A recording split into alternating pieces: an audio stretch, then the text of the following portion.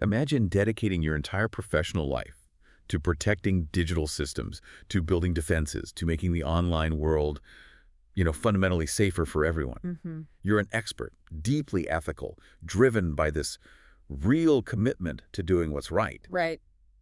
But then one day, those very good intentions, those responsible actions you took to help, they inexplicably land you behind bars. Yeah, it sounds like something out of a movie, doesn't it? A Hollywood script. Exactly. A terrifying scenario. Yeah. Yet for one cybersecurity professional, this wasn't fiction. This was a terrifying, bewildering, and ultimately transformative reality. It really is a story that profoundly challenges our understanding of what justice truly means in the digital age. Questions of ethical responsibility. And it highlights this immense, dangerous disconnect that can exist. A disconnect between what? Between the rapid pace of technology, how fast things change, and the slow, often, frankly, antiquated march of legal frameworks. What's really fascinating here is how someone dedicated to prevention and protection ended up being a victim of the very system he tried to help safeguard. That profound disconnect is exactly what we're going to unpack today. Yeah. Because Alberto Daniel Hill's story, it isn't just about one man's ordeal. No, it's a stark mirror. It reflects how far our legal systems sometimes lag behind the digital world we all live in now. Absolutely. So today, we're embarking on a deep dive into that remarkable, unsettling, and honestly inspiring true story of Alberto Daniel Hill. He's a highly accomplished computer engineer and ethical hacker from Uruguay. And his journey is just this profound paradox. Here's a man whose responsible disclosure of critical digital vulnerabilities led to his arrest, and an astonishing 8-month incarceration. 8 months, despite clear, documented efforts to assist the authorities. Right. So our mission in this deep dive is to unpack the layers of this, unbelievable tale. We'll explore how his professional tools, things he used for his job, were tragically misconstrued as hacker paraphernalia. Yeah. And how his experience became this powerful, undeniable catalyst for legal reform back in Uruguay. It showcases immense resilience, I think, and a commitment to preventing similar injustices. For you, for others in the cybersecurity world. Let's unpack this. Okay, Yeah. so to really grasp the gravity of Alberto's story and, the systemic failures it exposes, we first need to appreciate who he is, his background, and the ethical imperative that seems to have always driven his work. Definitely. I mean, this isn't just some casual computer enthusiast we're talking about. Alberto Daniel Hill is, by any measure, an accomplished, seasoned professional. Yeah, his connection to computers started incredibly early. We're talking 1983. He was just 10 years old. Wow. His very first machine was the Sinclair Spectrum Plus, iconic machine back then. But it only had, get this, 48 kilobytes of RAM. 48 kilobytes. That's less memory than the little info tag on a photo I took on my phone this morning. Exactly. In 1983, just owning a machine like that, let alone engaging with it deeply, already set a 10-year-old apart.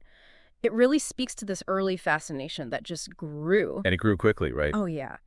By age 14, so around 1987, Alberto performed what he calls his very first hack. He used basic assembler code, which is, a pretty low-level language, talks directly to the hardware to alter a soccer game. Emilio Butragueño, it was called. Okay. And what's even more remarkable, he sent this little hack, this modification, to a big Spanish magazine, and they actually published it. No way. Yeah, it wasn't malicious at all, just playful, curious, an early sign of his talent for understanding systems, taking them apart, maybe tweaking them a bit. Right, that playful curiosity didn't just fade. It matured into this really robust 2-decade-plus professional career. He's not just a computer engineer. He's got extensive experience across the whole spectrum. Information security, consulting, computer forensics, ethical hacking, IT security management, the works. And the qualifications back it up. He's PMP certified, that's project management professional, so he can lead complex tech projects. Okay. He specialized in ISO ISC 27000 standards since 2011. Those are the international gold standards for information security management. Basically, how to build and run secure digital environments properly. Got it. Serious credentials. Definitely. And his cybersecurity fundamental certificate, the CSX from ISIC, earned him platinum membership there. That underlines his knowledge and commitment. Plus, he's been a volunteer with the OWASP Uruguay chapter since 2012. OWASP, the Open Web Application Security Project. Big deal in the security world. Huge. And he's recognized globally, too, for his expertise in blockchain and cryptocurrencies. He speaks at major international security events like Eco Party. I mean, his resume just screams credibility and expertise. It really does. Yeah. And these credentials, They directly tie into his very clear self-definition, how he sees himself. Right. Alberto is extremely precise about this. He says, quote, "I am an ethical hacker and no other hacker. I conduct a lot of research to know the tools that the bad guys use, but I am not a criminal. And money is not the motivator for me to do this stuff." So he draws a very firm line. A very firm line. He sees himself as what some people call a gray hat hacker, operating close to that, let's say, ambiguous line between the purely defensive white hats and the malicious black hats. Why operate there? His rationale, as he explains it, is that you have to intimately understand the enemy's tools, their method, the vulnerabilities they look for to better defend against them. It's a strategic choice, immersing himself in maybe the darker corners, but not for bad reasons. It's necessary, he feels, to truly secure systems. Okay, that makes sense. And what's even more crucial to understanding his later actions, I think, is that he wasn't a stranger to the legal system's flaws. Not at all. Not before his own ordeal. No, that's a key point.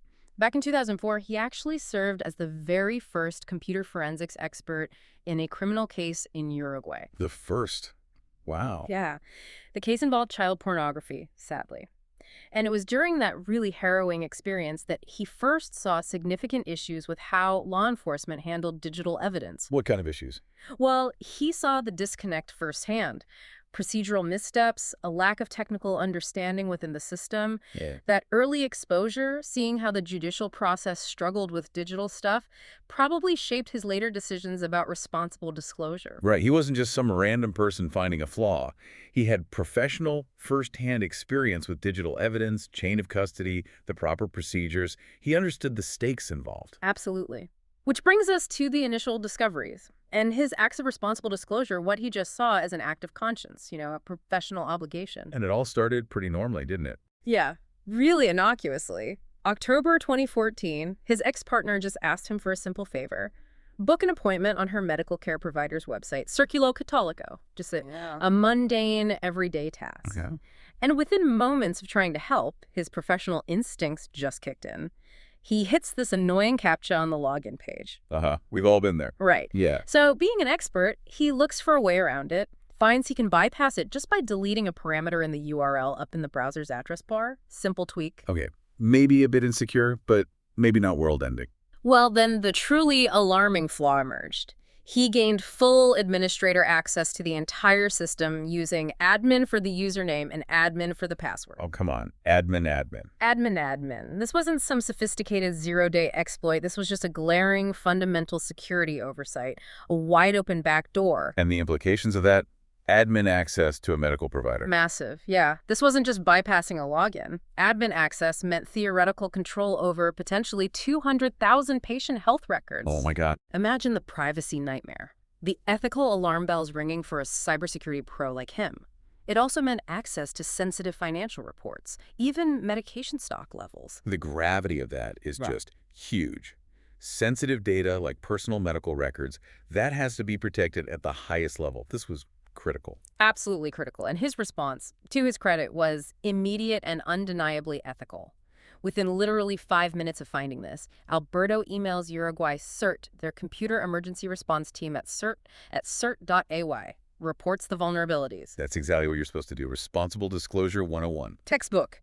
Identify a serious flaw, report it to the right people so it gets fixed before the bad guys find it. It's the gold standard. It protects everyone. And CERT actually responded quickly. Yeah, they confirmed his findings pretty fast. Less than 2 hours, they replied, acknowledged he was right about the flaws. So, problem reported, confirmed.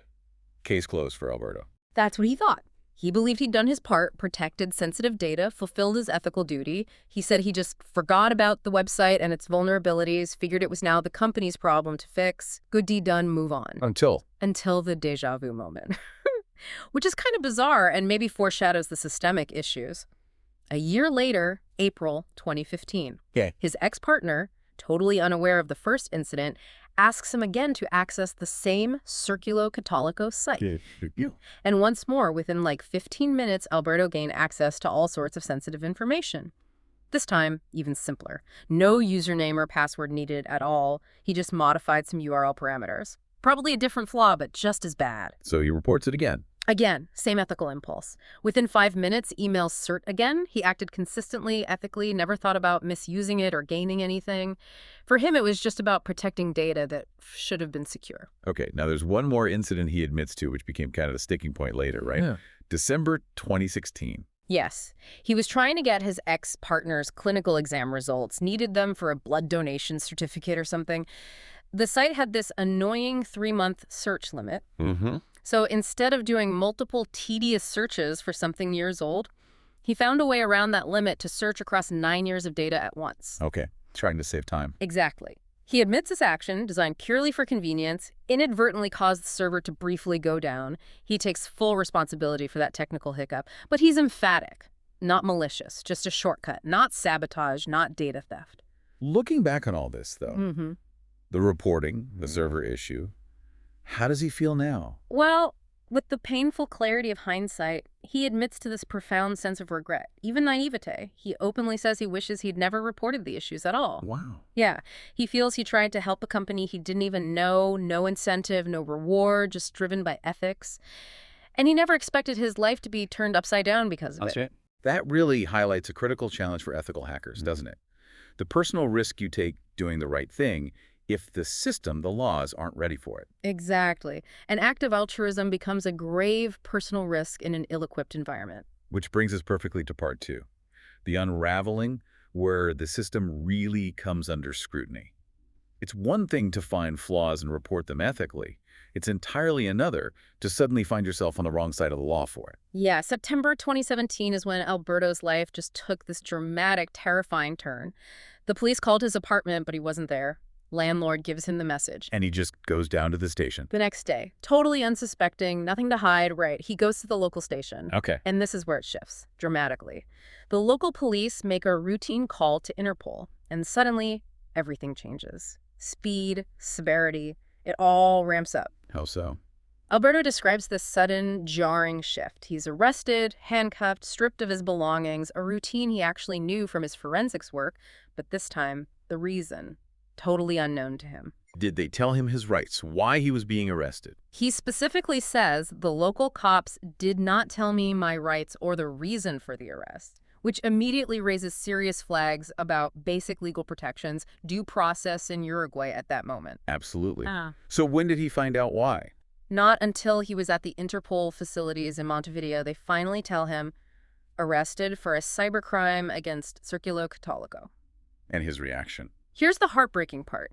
He initially felt great relief. Relief, why? Because he distinctly remembered helping them, reporting vulnerabilities, not harming them. He genuinely thought, okay, this is just a terrible misunderstanding. I'll explain. It'll be clear up. Oh, man. But after 2 hours of what he called honest, open questioning, patiently explaining everything, they blindsided him.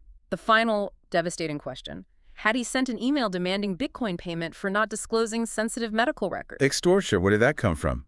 Exactly. He naturally, vehemently denied it. It was a pivotal, terrifying moment, introducing this element extortion that was just completely alien to his actions, his motives, his entire professional life, a total fabrication that would derail everything. Which leads us straight to the evidence, or lack thereof, the flawed evidence and investigation. Profoundly flawed. Circulo Católico reported a hacking attack, okay? But how they provided their evidence was fundamentally glaringly wrong. They gave CERT firewall logs in printed format. Printed logs. You cannot be serious. Dead serious. Alberto, the computer forensics expert, immediately points out the huge error. Digital evidence should be preserved as it is and stored in its original format. You need a clear, documented chain of custody. Of course. He put it bluntly. What is a printout of logs? I could be printing out logs right now and accusing half of the population of Uruguay of hacking. He's got a point. It emphasizes the complete lack of verifiable data. Legally useless. It's more than technical. It's critical legally. Without original, untampered digital logs, you can't verify authenticity, trace IPs definitively, prove anything. The foundation of their case was compromised from the get-go. So why pursue him based on that? Alberto speculates. Maybe because he was the only one who had ethically reported the flaws. Maybe the authorities felt frustrated. Maybe they lacked leads or the ability for a real cyber investigation. So they decided to go for the easy win and focus on me. The path of least resistance. It sounds cynical, but maybe understandable given the pressure to close cases, even if it means targeting the most convenient person. So what other evidence did they try to use? They claimed ISP records linked his IP address to the alleged extortion email and one connection to the Círculo Católico website, again, based on And his Bitcoin. his legitimate ownership of some Bitcoin, pretty common for someone in tech and cybersecurity, was used to his detriment, made him look suspicious to investigators who didn't understand it. But still no proof of login. Gated download. No detailed, verifiable info provided to him. And crucially, nothing on those unreliable printouts showed him actually logging in or taking data. And then the raid on his house. The hacker paraphernalia. Oh, yeah. First off, the warrant misspelled his name. Alberto Daniel Hill. Not even right. Oh. Very. During the raid, Interpol seizes his professional tools and completely misrepresents them as definitive proof of guilt. Like what? Physical Bitcoin souvenirs, like collectible coins. He found it embarrassing. They mistook him for actual crypto. An anonymous mask. He pointed out, I have 20 more anonymous masks. Even Lego sells anonymous masks. It's a cultural thing. Right. And a USB killer. Now, to an ethical hacker, that's a specific pen testing tool. You use it to test hardware resilience against voltage surges. Okay. To law enforcement, though, tragically misunderstood as just proof of malicious intent. It just screams a profound, dangerous lack of technical literacy. And this misunderstanding, this inability to tell tools from intent, it stems from something deeper, right? The laws themselves. Exactly. Uruguay's outdated laws and the profound ignorance within the justice system about cybercrime. Here's the crucial bit. Alberto wasn't even investigated for hacking or unauthorized access. Oh, not? Because, as he pointed out, these things at the time were not actual crimes. Our country's penal code did not have these offenses, and it still doesn't. That is staggering. So hacking itself wasn't illegal. Pretty much. Uruguayan law then, and largely still now, focused heavily on disclosure or alteration of documents' information. It treated computer access like photocopying physical paper. That's archaic. He says, if I decided to hack a website today from my home IP address, the police would arrive. But they would not be able to charge me unless I disclosed, threatened to disclose, or alter information. He calls the law stuck in the 1900s, completely out of step. So if they couldn't charge him with hacking? They had to shoehorn his actions into existing ill-fitting laws. So he was processed for attempted extortion, minimum 4 years prison, and fraudulent knowledge of secret information, which was just a fine. Reframing ethical reporting as extortion, that's perverse. Yeah. It speaks volumes about the system's inability to understand or prosecute real cybercrime. They resorted to old interpretations. And the extortion charge itself had holes. A glaring one. The alleged extortion email demanding Bitcoin. It had no payment address. Wait, what? How would the extortionist get paid? Exactly. Alberto points this out. Logically, it makes no sense. He says the prosecutor reportedly just overlooked this massive, obvious detail, a fundamental flaw that should have killed the extortion claim immediately. Unbelievable. And then the CERT director's testimony. The betrayal. Yeah, that's devastating. The very person at CERT who had quickly confirmed Alberto's 2014 and 2015 reports verified his responsible actions. What did he say in court? Devastatingly, he claimed during the judicial process that he could not recall or find records of Alberto's report. He couldn't recall, after confirming them via email. Alberto calls it inexplicable, says it still makes me wonder why. But that testimony fundamentally destroyed his defense. The judge interpreted it as Alberto lying about reporting the flaws, undermined his entire credibility, his narrative of ethical intent, stripped away his only official proof. So his proof just vanished. And then came the coercion. The layers of injustice just kept piling up. He spent the whole day in custody, confused, desperately wishing he had a lawyer. Then this Interpol agent, aggressive, intimidating, refused to give his name or badge number, starts coercing a confession with chilling threats against his loved ones. The agent explicitly threatened him. Confess this, or we're going to go get your mother. We're going to take her to prison. She's going to have a very bad time. We will do the same with your girlfriend. You choose. That's horrifying, putting him in that position. Imagine the duress. Disoriented, vulnerable, no lawyer, facing that horrific ultimatum against your family. What did he do? His immediate thought, he said, was, what passed through my mind was, I want this to end now. So he confessed. He confessed. Believing, maybe naively in hindsight, that he could later prove without a doubt that I did anything because there would be no records of me doing anything.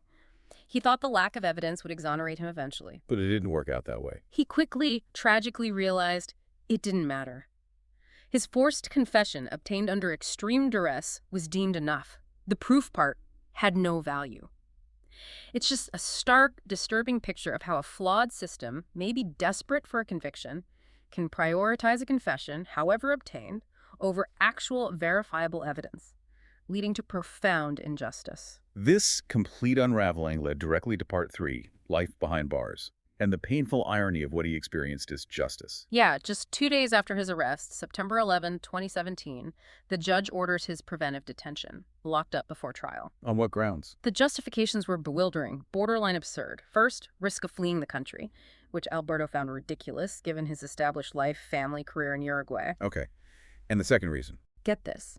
His advanced computer knowledge meant he could alter the rest of the processes by mentally altering evidence stored at Interpol. Mentally altering evidence. Like telekinesis. Pretty much.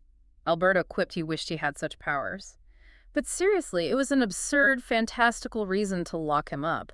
It speaks chilling volumes about the judge's profound lack of understanding of tech, digital evidence, maybe even basic reality.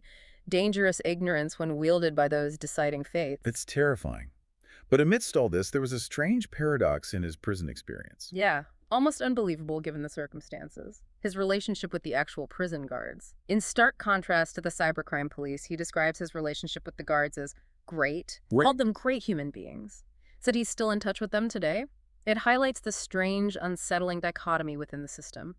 Moments of humanity in an otherwise dehumanizing process. But the stress, the overall toll, must have been immense. Devastating. Around March or April 2018, just months into his incarceration, he suffered a severe health crisis, fell into a coma for 3 hours. A coma? Woke up in the ICU of Durazno Hospital. He described himself as being as good as dead. It just underscores the brutal, undeniable human cost. The immense psychological and physiological stress of being unjustly imprisoned, fighting a system that doesn't understand you. And then another bizarre twist emerges. The transitional release. Something seemed off about that. Yeah, the curious case of his transitional release hints at maybe an unseen, perhaps corrupt hand at play. In February 2018, while still locked up, an unnamed person visits Alberto in prison. Okay. This visitor starts pressuring him about opening a bank account when he gets out, revealing that they, the visitor, had significant debts. Highly unusual, unsettling conversation for a prison visit. Very weird. And then what happened?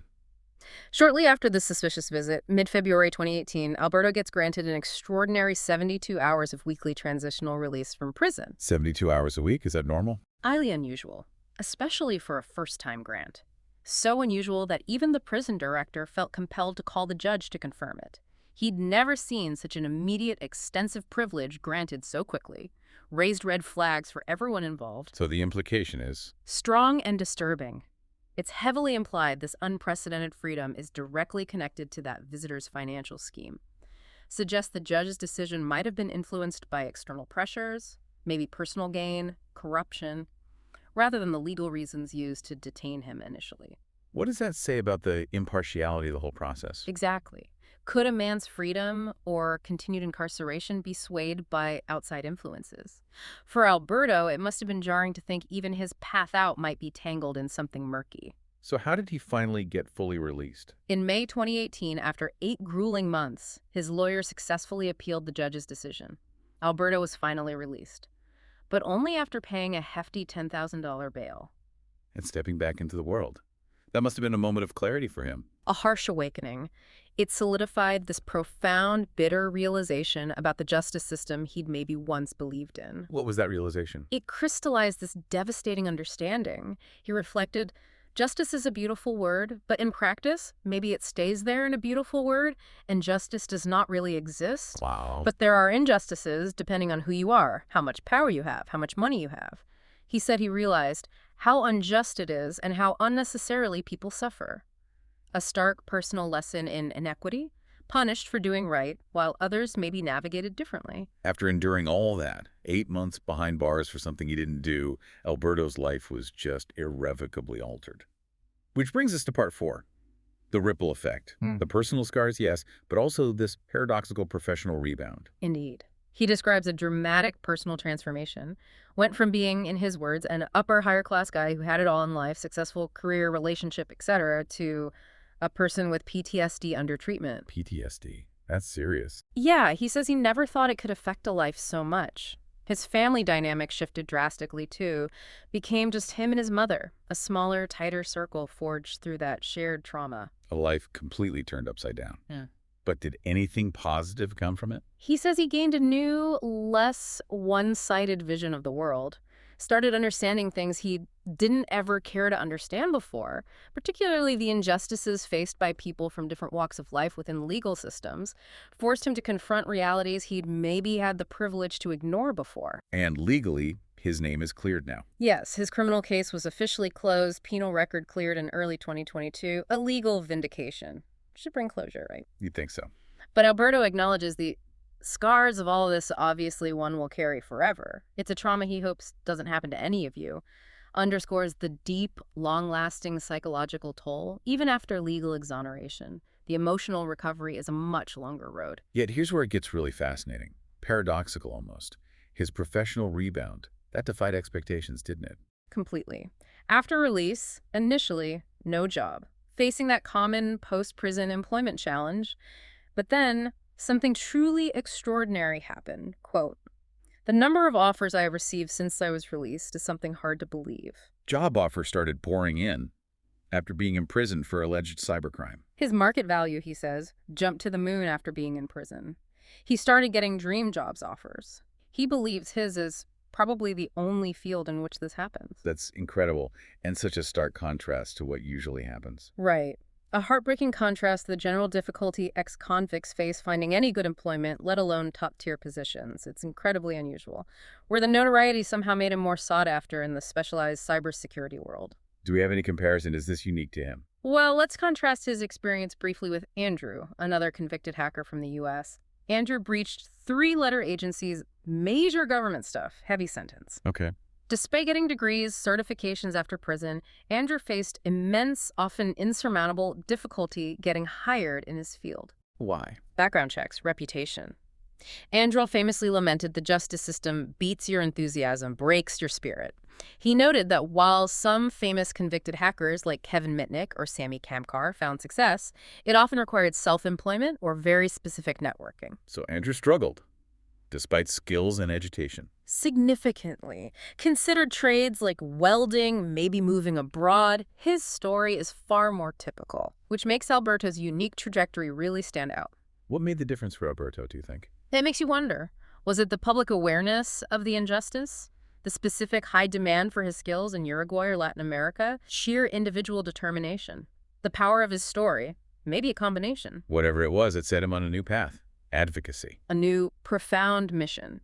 Advocacy and awareness. Turning his personal tragedy into a catalyst for systemic change. How was he doing that? He's actively focused now on learning the legal system intricacies in Uruguay, building global contacts in cyber and law, and most importantly, tirelessly spreading his story, using every platform available. Like what? Compelling interviews, like on osintme.com, featured on popular podcasts like Darknet Diaries, reaching huge audiences. He even has his own podcast, Log Into Hell. Aptly named. Right, where he delves deeper, and powerful public speaking like his To Hell and Back talk at Eco Party 2022, sharing intimate details, hard evidence, leveraging every channel. And the goal is? Clear and impactful, prevents similar injustices. He puts it plainly, like a principle. When one detects a problem in a system and that problem causes harm to people, what do? You talk about it, you create awareness.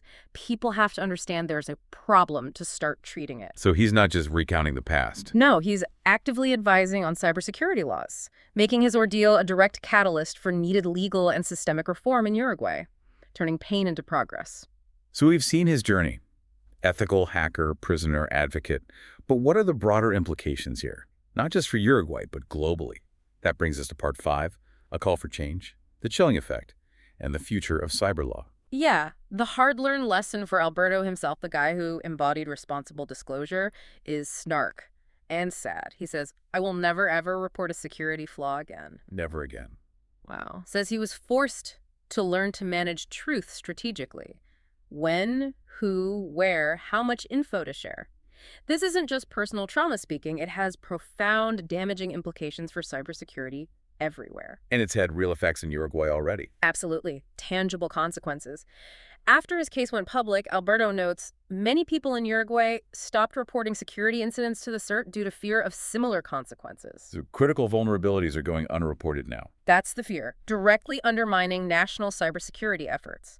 Because ethical pros are terrified of facing Alberto's fate. If the good guys are scared to speak up, the flaws remain open, everyone's less safe. Is there any protection for reporters? That's part of the problem. Oh. CERT-EU itself, the national CERT, acknowledges it cannot provide legal guarantees or immunity for vulnerability reporters. So you're taking a huge risk. Exactly. It creates an environment where good intentions can literally be punished. Erodes the trust needed for a robust national cyber defense.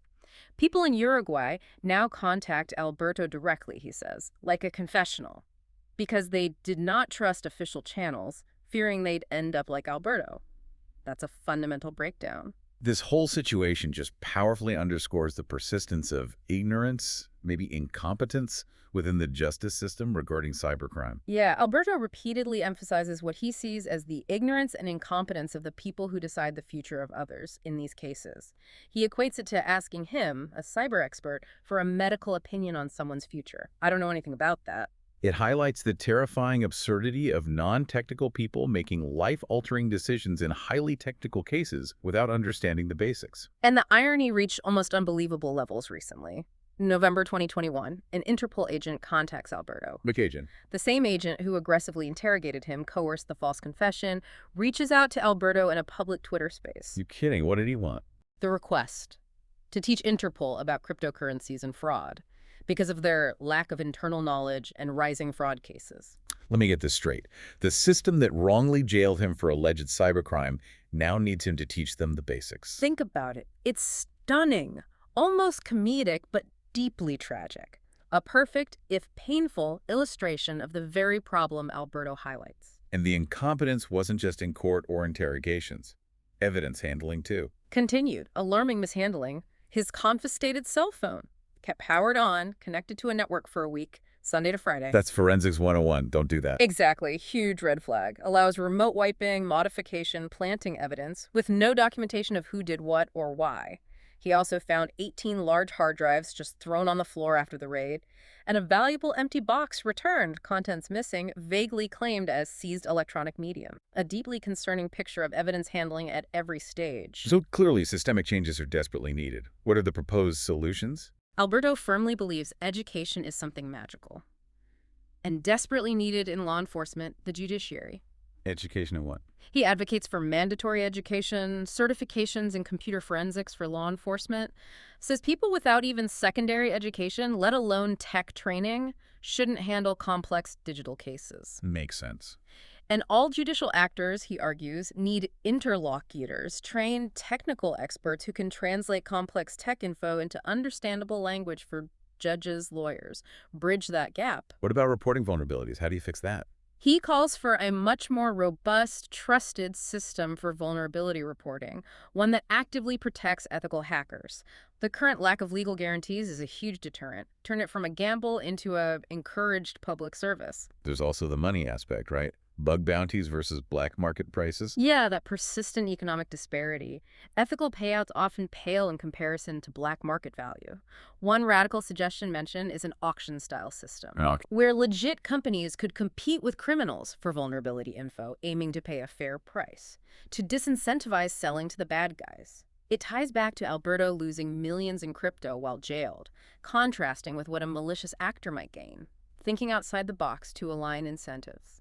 Ultimately, his whole story, it feels like a powerful call for a shift in perception, too, about hacking itself. Absolutely. A testament to the urgent need for a more nuanced public view, moving beyond the simple hacker equals criminal stereotype. Recognizing ethical intentions. Exactly. Acknowledging the skills, the complex realities faced by cybersecurity pros striving every day to make the digital world safer for all of us. Recognizing not everyone in the digital shadows has malicious intent. So, wrapping this up, we've journeyed through Alberto Daniel Hill's incredible story, a deeply personal account, but one that reveals these profound systemic issues. From an ethical hacker protecting records to a man imprisoned by outdated laws and glaring tech ignorance, His experience just highlights this critical chasm between cybersecurity and the justice system, certainly in Uruguay, but with lessons for everywhere. His ordeal really underscored the devastating impact of insufficient legal frameworks, didn't it? Definitely. And the urgent need for technical literacy in law enforcement, and that chilling effect injustices like this have on responsible disclosure, making the digital world less safe for everyone. It shows us, I think, that good intentions aren't always enough if the system itself isn't equipped to understand them, protect them, or even properly define digital crime. Well said. So what does this all mean for you, the listener? In an era where technology evolves at lightning speed, and those lines between ethical exploration and perceived criminal activity can tragically blur, Alberto's story compels us to ask, how can we bridge that knowledge gap within our own legal systems? How do we ensure good intentions meet understanding, not devastating injustice? And maybe, what is your role? As an informed citizen in this digital age, in advocating for a justice system that truly keeps pace, that can discern intent, and that protects those who strive to protect us all.